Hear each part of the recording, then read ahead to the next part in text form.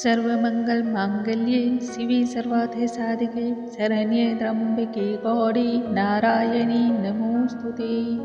नमस्कार दोस्तों, आप सभी को हरियाली तीज की हार्दिक शुभकामनाएं। आज के इस वीडियो में हम हरियाली तीज की जो पूजन विधि है उसको शेयर करने वाले हैं। किस प्रकार से आप बिना तामझाम के पूजन को संपन्न कर सकते हैं। यदि आप ब्राह्मण को बुलाकर पूजा नहीं करना चाहती हैं, खुद ही पूजन करने को चाहती हैं, तो बहुत ही उत्तम विधि मैं आज आपसे शेयर कर रही हूँ। आइए पूजन को हम संपन्न करते हैं, दिखाते हैं किस प्रकार से पूजन इसका किया जाता है। उससे पहले दोस्तों, यदि आपने अभी तक हमारे चैनल को सब्सक्राइब नहीं किया है तो चैनल को सब्सक्राइब जरूर कर लें और साथ में नोटिफिकेशन बेल को भी जरूर प्रेस कर लें, ताकि हमारे जितने भी वीडियोज आएंगे उनके नोटिफिकेशन आप तक पहुंच पाएंगी। सर्वप्रथम आप सुबह नित्य क्रिया से निवृत्त हो जाएं, साफ स्वच्छ वस्त्र धारण कर लें और एक साफ सुथरी चौकी ले लें, या फिर आप कोई भी लकड़ी का पाटा भी ले सकते हैं। उसके ऊपर हल्दी, चंदन, अष्टगंध या फिर कुमकुम से स्वास्तिक का निर्माण कर लें। अब इस पाटे के ऊपर आपको एक लाल रंग का या फिर पीले रंग का साफ सुंदर वस्त्र को बिछा लेना है, जो कि आसन के रूप में हम प्रयोग करेंगे। थोड़ी सी अक्षत डाल देंगे। अब इसके ऊपर हमें सबसे पहले भगवान श्री गणेश, माँ पार्वती और भगवान शिव की एक प्रतिमा स्थापित कर लेनी है। इसके बाद सर्वप्रथम आपको व्रत का संकल्प ले लेना है। व्रत का जो संकल्प है वह सुबह के समय ही लिया जाता है, लेकिन व्रत की जो पूजन विधि होती है वह प्रदोष के समय ज्यादा जो है उत्तम और ज्यादा फलदायी मानी जाती है। तो मैं तो शाम के समय करूंगी। आप कब करेंगे उसका वीडियो मैंने डाल रखा है। सुबह का भी मुहूर्त है पूजा का, आप उस समय भी कर सकते हैं। तो इस तरह से हाथों में अक्षत, जल और पुष्प लेकर अपना नाम, गोत्र, स्थान बोलते हुए व्रत का संकल्प लें और इन चीजों को भगवान के सामने आपको छोड़ देना है। सर्वप्रथम अब हम दीपक को प्रज्वलित कर लेंगे, क्योंकि आपकी पूजा का साक्षी जो है वह दीपक होता है, या फिर आप चाहें तो किसी भी कलश को भी स्थापित कर सकते हैं। अब हम पूजा की प्रक्रिया को स्टार्ट करते हैं। तो सर्वप्रथम हम भगवान श्री गणेश, माँ पार्वती और भगवान शिव को स्नान करा लेते हैं। तो स्नान आप पुष्पों से भी करा सकते हैं, या फिर आप चाहें तो कुसा का भी प्रयोग कर सकते हैं। ज्यादातर लोगों के पास कुसा का प्रयोग नहीं होता है या फिर कुसा मौजूद नहीं होता है, तो इसलिए मैं पुष्प से ही दिखा रही हूँ। लेकिन यदि आप कुसा के जल का प्रयोग करते हैं तो वो बहुत ज्यादा शुभ माना जाता है। शास्त्रों में कुसा के जल को अति उत्तम और तीर्थों के बराबर जल को माना गया है। यदि आप कुसा से स्नान कराते हैं तो ये बहुत ज्यादा विशेष होता है और बहुत ज्यादा शुभ भी होता है। तो मैंने दोनों ही तरीके से आपको करके दिखाया है।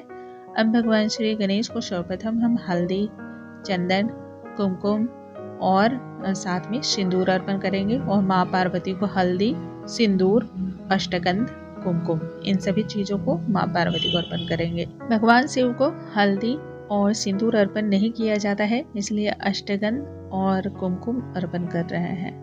तो इस प्रकार से हम तिलक लगा लेंगे और अब जो है हम वस्त्र समर्पण करेंगे।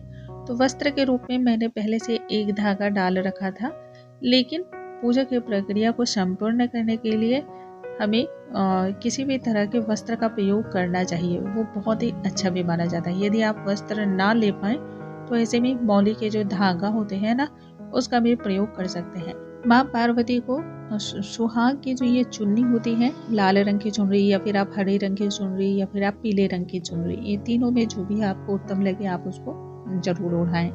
कहा जाता है जो भी सुहागिन महिलाएं इस प्रकार से माँ पार्वती को चुनरी अर्पण करती हैं, उसे अखंड सौभाग्य का प्राप्त होता है आशीर्वाद।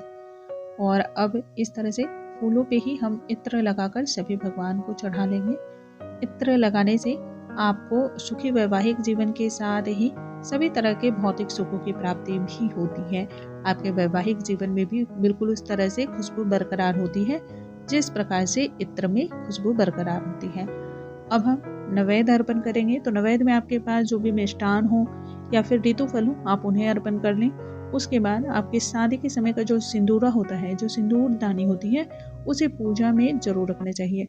वैसे भी किसी भी पूजन प्रक्रिया को आप जब सुहाग के निमित्त कर रही हो तो वहाँ पर अपनी शादी की सिंदूर दानी जरूर रखनी चाहिए। अब माँ पार्वती को 16 श्रृंगार की सारी सामग्रियाँ जरूर चढ़ानी चाहिए। ये 16 श्रृंगार की सारी सामग्रियों को आप कुछ अपने इस्तेमाल के लिए यानी कि स्वयं के इस्तेमाल के लिए रख सकते हैं। कुछ घर की जो भी बड़ी महिला है, जो कि सुहागन महिला है, उनको दान कर सकते हैं। कुछ जो भी ब्राह्मणी होती है आप उनको भी दान कर सकते हैं। ये बहुत ज़्यादा शुभ उत्तम होता है। तो इस प्रकार से सुहाग की जो सामग्रियां लगती हैं उसका वीडियो मैंने बना रखा है। कौन सी चीज़ों को विशेष तौर पे इसमें ध्यान रखना चाहिए, उन सभी चीज़ों का ध्यान रखते हुए मैंने वीडियो को पहले ही डाल रखा है, आप उसे भी देख सकते हैं। क्योंकि कुछ चीज़ें बहुत ही ज़्यादा जरूरी होती हैं और जो पहली बार उठा रही हैं उन्हें तो पता भी नहीं होता है। तो अब इस प्रकार से सभी चीज़ें अर्पण करने के बाद धूप दीप हम दिखाएंगे और पूजा को संपूर्ण करने के लिए आपको अंत में जो है दक्षिणा जरूर समर्पित करनी चाहिए और उसके बाद हाथों में पुष्प लेकर व्रत की कथा को जरूर सुन ले। व्रत की कथा को सुनने के बाद हाथों में जो पुष्प या अक्षत आपने रखा है उसे माँ पार्वती के आगे आपको छोड़ देना है। इस प्रकार से आपको पूजन क्रिया जो भी है उसे संपूर्ण करने के बाद किसी भी क्षमा प्रार्थना के लिए आपको किसी भी भूल चूक के लिए आपको क्षमा प्रार्थना कर लेनी है। आरती करनी है, आरती जरूर करनी चाहिए। आरती में आप श्री गणेश का पहले आरती कर लें, उसके बाद माँ पार्वती और भगवान शिव का, इस तरह से आपको आरती कर लेना है।